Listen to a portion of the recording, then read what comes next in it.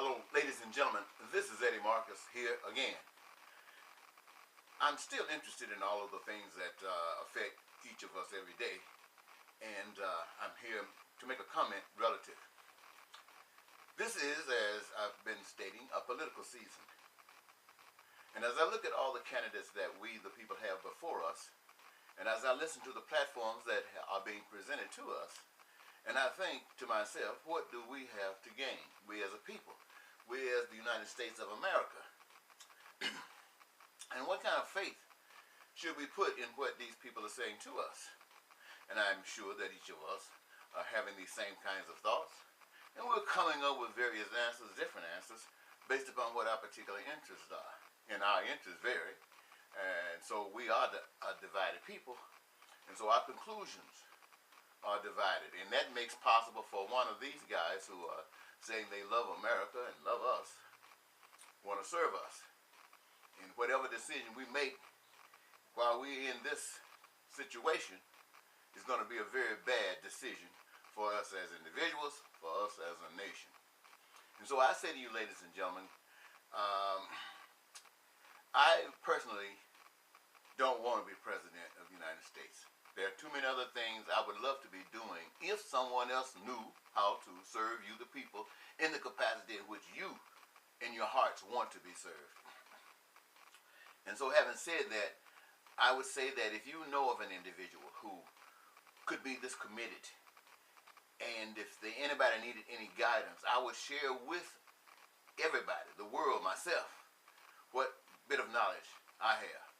But I've done a lot of studies, ladies and gentlemen, and there are a lot of people in this country and in this world that are quite familiar with what the basic principles for that kind of life are. And I say to you, ladies and gentlemen, the way I can consider that is this. If you wanted peace, if you wanted prosperity, and if you wanted joy more than just words, I can consider myself serving you as president. And what that translated into, ladies and gentlemen, were the meaning of those necessities that each and every last one of you have in life, in being a human being. Food, clothing, shelter, the best you can imagine for each individual, each family. Education, health care. All of these things are essential in everybody's life. And if you wanted the best for yourself and for everybody else, hey, I could serve you as president of the United States. And I know the biggest question in your mind right now is, how in the world could a program like that be successful? And I tell you that there's a great wonder done in the creative process. And that is in making each of us, individuals, with all of our differences, we were given a desire, a hunger to do something while we are in this form.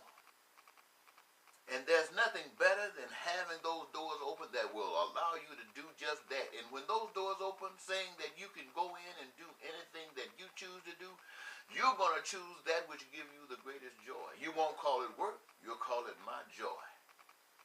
And you'll give of yourself to it. And whomever it benefits, it brings to them the greatest joy. That is your work in this life.